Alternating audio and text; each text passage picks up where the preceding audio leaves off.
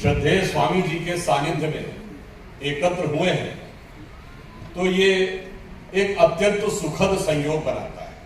वो संयोग क्या है? जैसा भी मैं तो ये कहना चाहूंगा कि जब स्वामी जी ने उद्बोधन दिया और धर्म क्षेत्र के मर्मज्ञ उपस्थित हो तो मेरे विचार से जो लोग राजनीति के क्षेत्र में काम कर रहे हैं उन्हें श्रवण करना चाहिए, वाचन नहीं करना चाहिए। वाचन करना अनाधिकार चेष्टा के समकक्ष, परंतु आदेश हुआ है तो मैं उनके ही उद्बोधन में से कुछ सूत्र लेकर आपके समक्ष विचार व्यक्त करूंगा। जैसे उन्होंने कहा पूर्व में कि जो मनुष्य का जन्म है, गीता में भी कहा गया है, बहुत दुर्लभ है। हमारे यहाँ तीन चीजें बहुत दुर्लभ मानी गई हैं। त्रयः दुर्लभा प्राप्नोति, मनुष्यत्वम, मुमुक्षत्वम, सज्जनानाम संगति। तीन चीजें अत्यंत दुर्लभ हैं जो दैव कृपा से प्राप्त होती हैं। सर्वप्रथम मनुष्य का जन्म, फिर मनुष्य के जन्म में मोक्ष की इच्छा, मनुष्यत्वम मुमुक्षत्वम, यानी आध्यात्म की तरफ प्रवृत्ति, और फिर तीसरी सज्जनानाम संगति, यानी सज्जन और साधु लोगों की संगति। आज मैं कहना चाहूंगा कि संयोग से तीनों ही संयोग यहाँ विराजमान है। स्वामी जी भी है, कई पूज्य संत मंच पर विराजमान है, तो और आप सब लोग कहीं न कहीं उस आध्यात्मिक विचार से प्रेरित हैं, तो तीनों का ही संगम हमें यहाँ दिखाई पड़ रहा है। इसलिए मैं कह सकता हूं कि एक बहुत अच्छा और उचित संयोग। अभी स्वामी जी ने इस विषय की तरफ रेखांकन किया कि जीवन के प्रबंधन में किस प्रकार की भूमिका गीता के द्वारा निभाई जा सकती है। तो मुझे स्मरण आता, चूंकि मैं सामाजिक क्षेत्र में और राजनीतिक क्षेत्र में कार्य कर रहा हूं, तो मुझे ध्यान आता है कि गीता क्या भूमिका राष्ट्र समाज के प्रबंधन में निभाती है। भारतीय संविधान के मूल प्रतिलिपि में जो कुछ एक चित्र अंकित हैं, उनमें एक चित्र भगवान कृष्ण का अर्जुन को गीता उपदेश देते हुए विचित। और संयोग की बात यह है कि वह संभवतः उस पेज पर है जिसपे directive principles of the constitution लिखे हैं, यानी नीति निर्देशक तत्व लिखे हैं। मुझे लगता है कि यदि भारत के संविधान और भारत के जनमानस का नीति निर्देशन किसी के द्वारा हो सकता है तो गीता से अधिक उपयुक्त ज्ञान का वह प्रतीक नहीं हो सकता। और एक और मैं कह सकता हूं, क्योंकि वो गीता का उपदेश देते हुए चित्र है, तो वो एकमात्र बोलता हुआ चित्र है, क्योंकि बाकी सब में तो चित्र है और गीता में भगवान कृष्ण बोल रहे हैं। और यह प्रेरणा कहां से मिलती है? मैं तो स्मरण करना चाहता हूं कि आज हम स्वतंत्रता के अमृत महोत्सव वर्ष में आ गए। स्वतंत्रता की शुरुआत हुई तो सबसे पहले 1905 में, जब लोकमान्य बाल गंगाधर तिलक ने पूर्ण स्वराज्य का उद्घोष दिया था। उनको प्रेरणा कहां से मिली थी? लोकमान्य तिलक ने गीता का अध्ययन किया और उनकी प्रख्यात पुस्तक है गीता रहस्य। तो यानी स्वतंत्रता का प्रथम उद्घोष जो होता है, पूर्ण स्वराज्य, उसकी प्रेरणा कहीं ना कहीं गीता से आती है। दूसरे नंबर पे 1909 में महात्मा गांधी ने पुस्तक लिखी हिंद स्वराज, जिसमें उन्होंने स्वराज की अवधारणा कैसी होगी, यानी भारत की स्वतंत्रता का स्वरूप क्या होना चाहिए, इसके बारे में पूरा उन्होंने एक विस्तृत विवरण दिया। और महात्मा गांधी लिखते थे, जब कभी मुझे जीवन में संशय होता था तो मैं जाकर गीता पढ़ता था और गीता के ही किसी न किसी भाग को पढ़कर मेरे मन में प्रेरणा आती थी।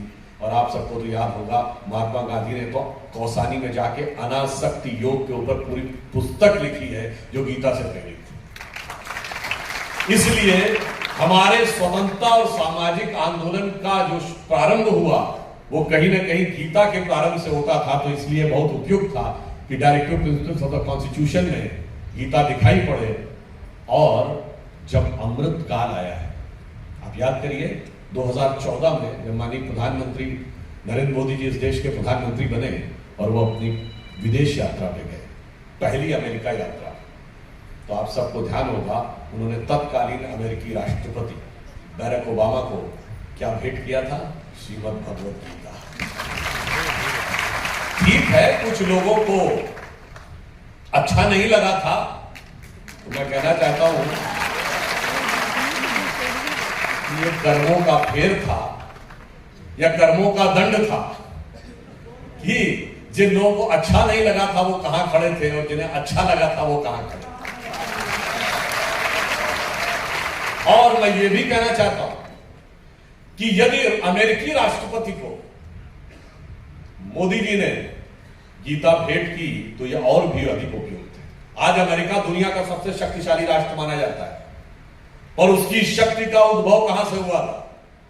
जिस दिन अमेरिका ने एटम बम का विस्फोट किया था 16 जुलाई 1945 को, ट्रिनिटी एक्सप्लोजन।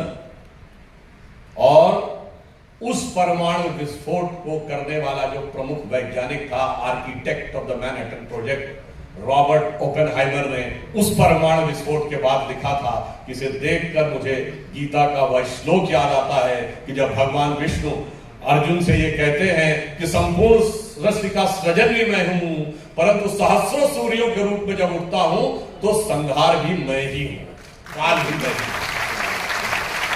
और आप सबको शायद पता हो, तो आजकल कहते हैं ना साइंस में सबसे मजबूत है वो एटम बम बना लिया क्या? तो जिसने एटम बम बनाया वो रॉबर्ट ओपेनहाइमर ने गीता पढ़ने के लिए 1933 में संस्कृत सीखनी शुरू की। एटम बम तो 1945 में। तो मुझे लगता है कि यदि भारत के प्रधानमंत्री मोदी जी ने अमेरिका के राष्ट्रपति को गीता उत्पन्न की तो शायद उन्हें यह भी स्मरण दिला रहा था कि आपकी ताकत जहां से उभरी थी उस ताकत का मूल स्रोत भी यहीं से निकलता था। और आज हम स्वतंत्रता के अमृत काल, अभी 15 अगस्त गुजरा है, तो लाल किले की प्राचीर से प्रधानमंत्री जी ने क्या कहा कि अगले 25 वर्ष का समय यह अमृत काल है जब भारत 75वें वर्ष से शताब्दी वर्ष तक की यात्रा करेगा। और यह अमृत काल इसलिए महत्वपूर्ण है कि देश की जो युवा पीढ़ी है, 25 वर्ष के बाद हम लोग तो बुजुर्ग हो गए होंगे, यही पीढ़ी किसी न किसी महत्वपूर्ण स्थान पर बैठकर देश का दिशा निर्देश कर रही होगी। तो यह अमृत काल मूलतः युवा शक्ति से प्रेरित है। परंतु इस युवा शक्ति को प्रेरणा कहां से मिलेगी? अमृत काल का अमृत तत्व कहां से निकलेगा? वो अमृत तत्व निकलेगा, वो प्रसिद्ध श्लोक आप सबको पता होगा, सर्वोपनिषदो गावो दोग्धः गोपाल नंदना पार्थो वत्स सुधी भोक्ता गीता दुग्धामृतम भाति। सभी उपनिषदें गाय हैं, भगवान कृष्ण उसको दोहने वाले ग्वाले हैं, अर्जुन बछड़े हैं और गीता रूपी अमृत तुल्य दुग्ध जो उससे निकल रहा है वह गीता है। और हम जो भी सज्जन लोग उसका पान कर रहे हैं वह सब साधु और संत कर रहे हैं। तो मुझे लगता है अमृत काल का अमृत तत्व तो गीता रूपी अमृत से ही निकलेगा। और इसमें एक और बात महत्वपूर्ण है, जानते हैं इसी श्लोक में वो संदेश है जो समाज, मानवता और विश्व को भी एक संदेश देगा। क्या? वो कहते पार्थो वत्स सुधी भोक्ता, यानी अगर गाय से दूध निकालना है तो उसके लिए वत्स यानी बछड़े की आवश्यकता है। क्यों? क्योंकि हम प्रकृति को सिद्धांत को मानते हैं कि गौ माता के लिए जो दूध का निर्माण हुआ है वो सबसे पहले उसके बछड़े के लिए हुआ है। तो पहला अधिकार उस वत्स का है, पहला अधिकार उस बछड़े का है। वो माध्यम बनेगा तब बाकी को दूध मिलेगा। हम उनमें से नहीं है कि मशीन लगाई और दूध निकाल लिया। इसीलिए केमिकल फर्टिलाइजर बोए और धरती से निकाल लिया, जमीन में ट्यूबवेल लगाया, पानी खींच लिया। और आज हालत क्या हो गई कि पूरे विश्व के सामने एक इकोलॉजिकल इंबैलेंस का प्रॉब्लम क्रिएट हो गया। आज हम कहते हैं कि दुनिया की पिछली 100 साल सबसे शानदार थे साइंस एंड टेक्नोलॉजी के डेवलपमेंट में। मनुष्य ने क्या क्या प्रगति नहीं की कि एक जमाने में वायरलेस का सिग्नल नहीं होता था, आज टेलीकॉम रेवोल्यूशन है, 5G और 6G का दौर की बात हो रही है, सैटेलाइट पूरी दुनिया में है, आज जेनेटिक इंजीनियरिंग आ गई है, डीएनए आ गया है, पैथोलॉजिकल टेस्टिंग आ गई है। परंतु आप सभी बातों को देखें तो एक तरफ लगता है कि ये मनुष्य की अब तक की सबसे शानदार शताब्दी है, पर दूसरी तरफ आप देखें तो हम उस मुकाम तक जाकर पहुंचकर खड़े हो गए जहां लगता है कि अगर हमने नियंत्रण नहीं किया तो 100 या 50 साल के बाद पूरी मानव जाति के अस्तित्व पर प्रश्न चिन्ह लग जाएगा। हमारे पास पीने को पानी साफ नहीं होगा, खाने को खाना नहीं होगा, श्वास लेने को नहीं होगी, ग्लोबल वार्मिंग हो रही है। इसका अर्थ क्यों है? इसलिए है, अगर इस नजरिए से देखें तो ये मनुष्य जाति की सबसे खतरनाक शताब्दी में से क्योंकि पूरी की पूरी ह्यूमन रेस के एग्जिस्टेंस पर क्वेश्चन मार्क लग गया। ऐसा कभी नहीं हुआ। ये क्यों हुआ? हमने वत्स के भाव को नहीं समझा, हमने प्रकृति को माता नहीं समझा। हम जब गाय को माता, गीता को माता, गंगा को माता, धरती को माता, प्रकृति को माता मानते हैं, भारत को माता मानते हैं, तो हमारे मन में यह भाव बहुत स्पष्ट हो जाता है कि माता से पोषण लिया जाता है, शोषण नहीं किया जा सकता। और जब आप उस विचार में आते हैं कि अरिस्टोटल की किताब है द नेचर, जो वेस्टर्न थियोलॉजी का बेस है, जो कहता है all the elements of nature are for the service of the mankind. Rene Descartes और फ्रांसिस बेकन कहते हैं कि man should become the possessor, the masters of nature. हमें पूरा प्रकृति पर स्वामित्व चाहिए। और एक जगह तो रेने डेकार्टे लिखता है man should be able to subdue nature, यानी प्रकृति को हम दबा सके। और इसीलिए याद करिए, हम लोग के जन्म से बहुत पहले की बात है, जब पहला मनुष्य अंतरिक्ष में गया यूरी गैगरिन 1961 में, तो पुस्तकों में हमने क्या पढ़ा? Man has conquered space. अंतरिक्ष पर विजय प्राप्त कर ली, जैसे कोई अंतरिक्ष दुश्मन था जिस पर विजय प्राप्त करनी थी। इसी भाव ने इस पूरे दुनिया के लिए, समाज के लिए, राष्ट्र के लिए चुनौतियां खड़ी की हैं।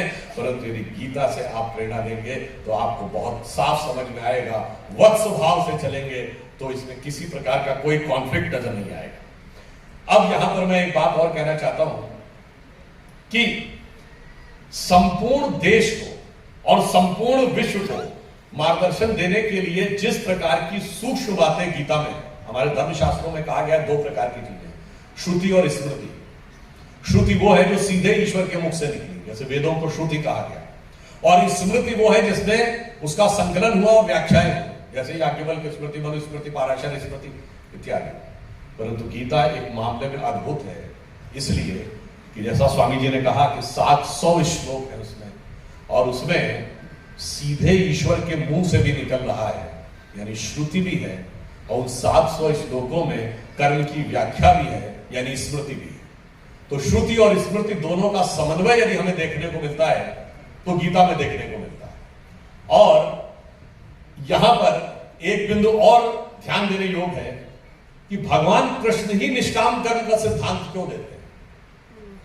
भगवान कृष्ण ने निष्काम कर्म का सिद्धांत दिया। पहले तो मैं एक विषय पर अपना विचार रखना चाहूंगा। जैसे स्वामी जी ने कहा कि भाई अगर कर्म करो और फल की इच्छा न करो तो फिर कर्म ही क्यों करो। परंतु ये जानते क्यों आता है, जब आपकी छोटी सूक्ष्म दृष्टि होती, हल्की दृष्टि होती, तो आपको लगता है कर्म करने से मुझे कुछ प्राप्त हो। जब विराट दृष्टि होती है तो निष्काम कर्म का भाव स्वतः उत्पन्न हो जाता है।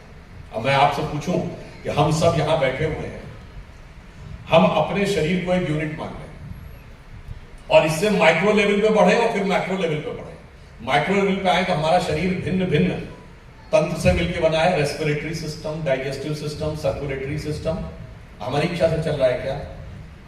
अपने सिस्टम से चल रहा है। हमारे शरीर के जितने तंत्र भिन्न भिन्न अंगों से बने, हार्ट, लिवर, किडनी, हमारी इच्छा से चल रहे हैं क्या?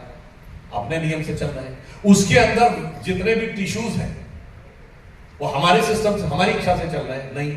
उसके अंदर से सेल्स के अंदर प्रोटोप्लाज्म के अंदर होने वाले chemical reaction, cellular microbiological reaction, उसके अंदर बनने वाले मॉलिक्यूल्स एटम्स के साथ डिस्ट्रीब्यूट होकर, और एटम के अंदर एक इलेक्ट्रॉन और उसके तरफ चारों तरफ घूमते प्रोटॉन, इसमें से कौन हमारी इच्छा से चल रहा है? हमारी इच्छा से तो नहीं चल रहा है। अब आइए आप विराट को, हम खड़े हैं, धरती पे खड़े हैं, धरती का इकोलॉजिकल सिस्टम हमारी इच्छा से चल रहा है। धरती अपनी एक्सिस पे घूम रही है, वो सूर्य के चारों तरफ घूम रही है, सूर्य गैलेक्सी मिल्की वे उसके सेंटर में घूम रहा है, बिग बैंग तक आप मल्टी यूनिवर्स तक चले जाइए, हमारी इच्छा से है क्या? नहीं। तो इसका अर्थ क्या हुआ? जब संपूर्ण सृष्टि के क्रम में हमारा नियंत्रण परिणाम पर नहीं है, हमारा नियंत्रण केवल कर्तव्य पर है। इसलिए जिस भी स्थान पर जो भी भूमिका ईश्वर ने दी है, यदि आप इस विराट सत्य को समझ पाएंगे तो आपके मन में स्वतः निष्काम कर्म का भाव उत्पन्न हो जाएगा कि मुझे अपना कर्तव्य करना है, बाकी इस विराट सृष्टि क्रम को चलाने वाला ईश्वर स्वतः हमें उसका उपयुक्त फल देगा। इसीलिए गीता में भगवान कृष्ण ने अर्जुन से कहा, क्या कहा है? निमित्त मात्रम भव सव्यसाची। इसलिए उन्होंने कहा तुम निमित्त मात्र बन जाओ, जो होना है वो कर्मों के अनुसार होना है, तुम्हें केवल कर्तव्य करना है।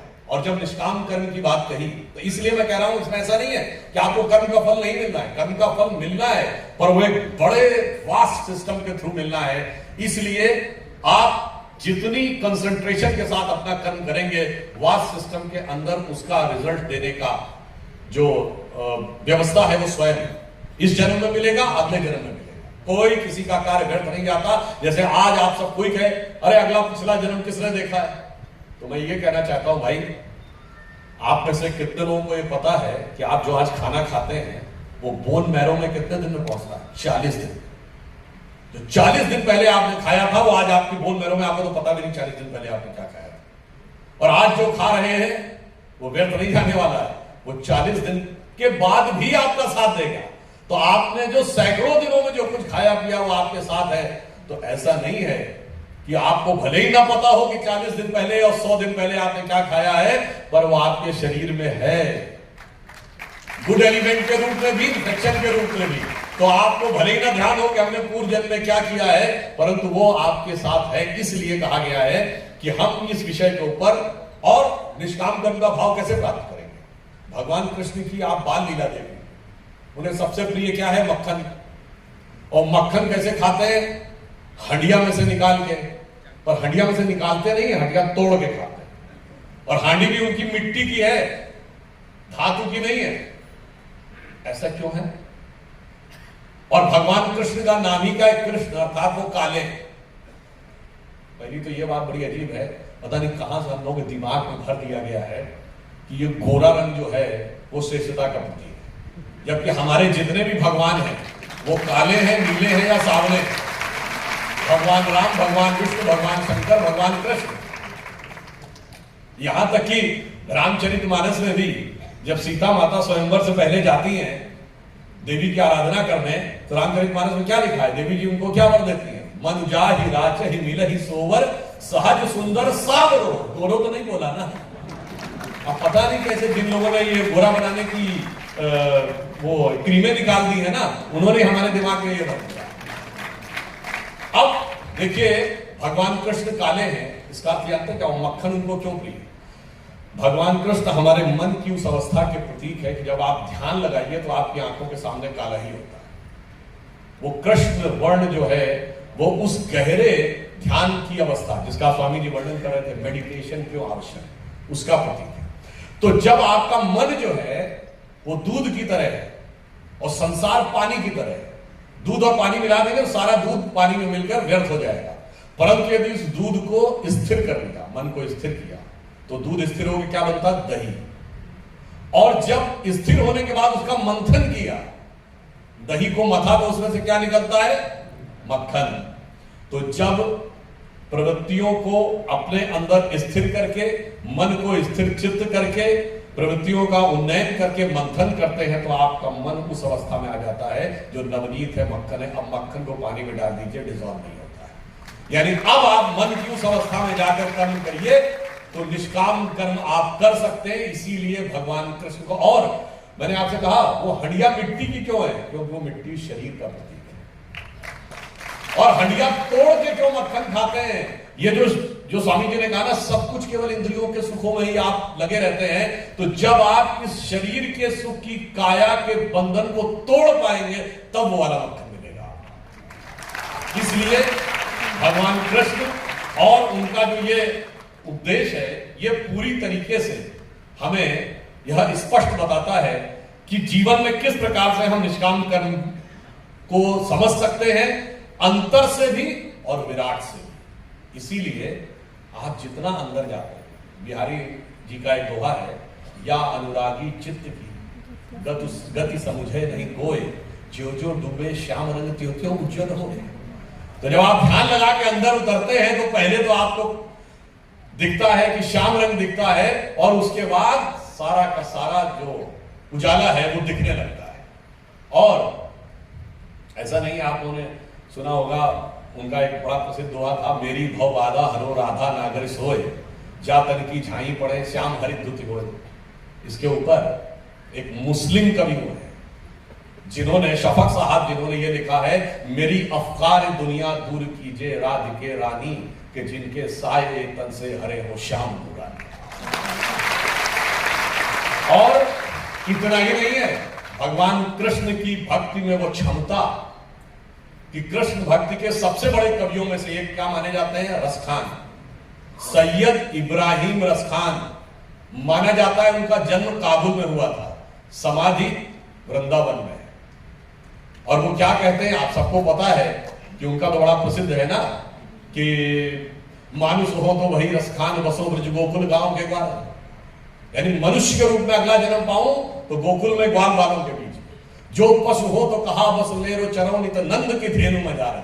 पशु बनूं तो नंद बाबा की गायों के बीच। पाहन हो तो वह गिरि को जो धरो कर छत्र पुरंदर धारण। पत्थर बनूं तो गोवर्धन पर्वत। और जो खग हो तो बसेरो करो कहूं कालिंदी कूल कदम्ब की डारन। अगर पक्षी बनूं तो कदम्ब के वृक्ष पर जाकर उस वृक्ष पर बैठूं जिसके नीचे भगवान कृष्ण मुरली बजाया करते थे। मेरे विचार से अगर वो आज होते तो फतवा तो भी जारी हो सकता था कि साहब कैसे आपने अगले जन्म की बात कह दी, वो भी कृष्ण भक्त। और वैसे आजकल की युवा पीढ़ी को समझना चाहिए हमारे देश की महान परंपरा क्या थी। आज तो मैंने बचपन में इसकी एक पैरोडी सुनी थी। आज तो हमारा समाज उस विकार की तरफ जा रहा है, संस्कार को छोड़ के, कि आज के किसी व्यक्ति से पूछा जाए तो वो क्या कहेगा कि मानुष हो तो वही कभी चोच बसो सिटी लंदन के किसी द्वारे। वो कहेगा मानुष हो तो वही कभी चोच बसो सिटी लंदन के किसी द्वारे, और जो पशु हो तो बनू बुलडाग चढ़ू नित कार पे पूछ निकाल।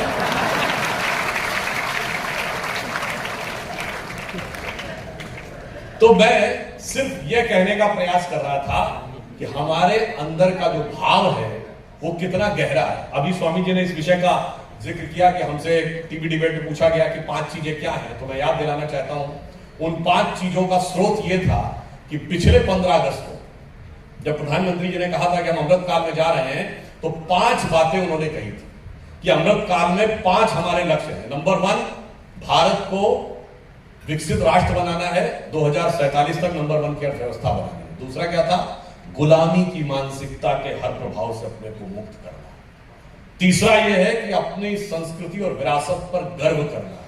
और चौथा यह है कि सबके लिए सबको प्रयत्न करना है। और 5वां यह है कि वो प्रयत्न जो है वो सामूहिक रूप से कर्तव्य करना है। और इसलिए हम ये कह सकते हैं कि वो जो सांस्कृतिक गौरव और हमें गुलामी की मानसिकता से मुक्त होने की आवश्यकता है, उसके लिए यह जरूरी है कि अगर हम गीता का पाठ करेंगे तो इसके अंदर वो सारे के सारे आधार मिल रहे हैं। क्यों? मैं एक विषय और कहना चाहता हूं। अक्सर धर्म ग्रंथ में या किसी भी धर्म में 2 प्रकार की चीजें आती हैं। या तो वो आपको सन्यास के बारे में बताएगा कि भगवान से अलग, भगवान की तरफ जाओ, संसार से अलग हो, और या फिर सांसारिकता का नियम बताएगा। मगर सिर्फ गीता में भगवान कृष्ण ही वो उपदेश देते हैं जिसे निष्काम कर्म कहते हैं, यानी संन्यस्त भाव के साथ संसार में रहकर कैसे काम किया जा सकता है। मेरे विचार से दुनिया में कोई दूसरा ऐसा उदाहरण आपको नहीं मिलेगा। और हम ये भी कह सकते हैं भगवान कृष्ण इसको अपने आचरण में भी करके दिखा। यदि कर्म के सिद्धांत को प्रतिपादित किया है तो हमारे भगवानों ने कर्म के सिद्धांत को अपने आचरण में भुला के दिखाया। भगवान राम जब सेतु बनाने जाते हैं समुद्र के किनारे, तो समुद्र ने रास्ता छोड़ा था क्या? नहीं छोड़ा, बल्कि प्रकट होकर कहता प्रभु ये तो आपकी दी हुई मर्यादा है, कैसे छोड़ सकते हैं? कहीं और छोड़ दिया था, आप लोग पढ़िएगा। तो मैं किसी का नाम नहीं लेना चाहता, पर बाकी जो हो समुद्र ने रास्ता छोड़ा था, हमारे यहां रास्ता नहीं छोड़ते। अब आइए भगवान कृष्ण को अगर आप देखें तो उनके प्राण कैसे छूटे। ये कहा जाता ना, द्वारिका में बहेलिया ने छुप कर तीर मार दिया। वो तीर क्यों लगा था? वो तीर इसलिए लगा था कि गांधारी का श्राप लगा था जब दुर्योधन की मृत्यु हुई थी। तो आप ये समझिए कि भगवान ने भी ये दिखाया कि कर्म का अच्छा प्रभाव हो या बुरा प्रभाव हो, भगवान भी उससे मुक्त नहीं। ये हिंदू धर्म की महानता है। और इतना ही नहीं, इसका क्या हुआ? महाभारत का अंत कहां पे होता है? महाभारत का अंत कौरवों पर, पांडवों की विजय से नहीं हो रहा है, युधिष्ठिर के राज्याभिषेक पे नहीं हो रहा है। यादवी वंश के नाश में नहीं हो रहा, भगवान कृष्ण के शरीर त्याग से हो रहा है। वो किसके द्वारा? गांधारी के श्राप से, यानी दैवीय शक्तियों पर, दैवी शक्तियों की विजय आसुरी शक्तियों पर होके नहीं हो रहा है, ईश्वर के ईश्वरत्व पर स्त्री के सतीत्व की विजय के साथ समाप्त। और इसके उपरांत भी यदि किसी के मन में कोई संशय हो तो मैं सिर्फ यह कहना चाहता हूं कि भगवान कृष्ण ने गीता का उपदेश दिया, उसके बाद भी कॉन्फिडेंस आ गया था क्या अर्जुन को? उसके बाद उसने कहा महाराज वो सब तो ठीक है, मगर इससे लड़ेंगे कैसे, ये सब तो बड़े बड़े महारथी हैं। तो भगवान कृष्ण को विराट रूप दिखाना पड़ा और भगवान कृष्ण ने विराट रूप 3 बार दिखाया। एक बार माता यशोदा को, जब उनके मुंह में सारा ब्रह्मांड दिख गया। अब वैसे उसको वो लोग कहानी मानते थे, उसमें मैं डिटेल में जाने का वक्त नहीं है। ये 2022 का जो नोबेल प्राइज मिला है फिजिक्स का 3 साइंटिस्टों को क्वांटम इंटेंगल के लिए, उसके जाकर थ्योरी आगे जाके यही हो रही है कि you can experience universe anywhere at any point, वो अलग विषय है। दूसरी बार दुर्योधन को दिखाया, जब दुर्योधन ने 5 गांव कहा कि मैं एक सुई की नोक के बराबर नहीं दूंगा। और तीसरी बार उन्होंने अर्जुन को दिखाया। दुर्योधन नहीं समझ पाया कि ये भगवान है, अर्जुन समझ पाया। क्यों? अर्जुन उससे पहले गीता का उपदेश सुन चुके थे। तो वो आधार बनाती है कि जब भगवान आपको दिखे तो आप पहचान तो सकें कि ये भगवान है। और इसीलिए उन्होंने जब उनको दिखाया तो क्या कहा? उन्होंने कहा देखो ये तय है कि अब तुम्हें ही राज करना है और ये सब भूमि पे पड़े होंगे, पलक झपकाइए, झपकाऊंगा और यही तय है। तो उन्होंने, अर्जुन ने कहा कि महाराज ये तय है तो फिर किस बात करना, आप पलक झपकाइए, मैं सिंहासन बैठा हूंगा और जमीन पे पड़े होंगे। तो भगवान कहते हैं वो तय तो है, मगर मिलेगा कर्म के सिद्धांत के अनुसार ही। क्योंकि अगर बगैर कर्म के सिद्धांत के देना हो तो पत्थर को राजा क्यों ना बना दूं? तो इसलिए आप यूं समझिए, मैं आपको सिर्फ ये भी कहना चाहता हूं कि अगर हमारे देश का भी, अब जैसा स्वामी जी ने कहा कि एक बदलाव आया है, एक विराट स्वरूप उभर रहा है, तो आप समझिए कि भारत का वक्त आ गया है। कैसे? मैं एक पंक्ति में बताता हूं। एक दौर था जब हम वर्ल्ड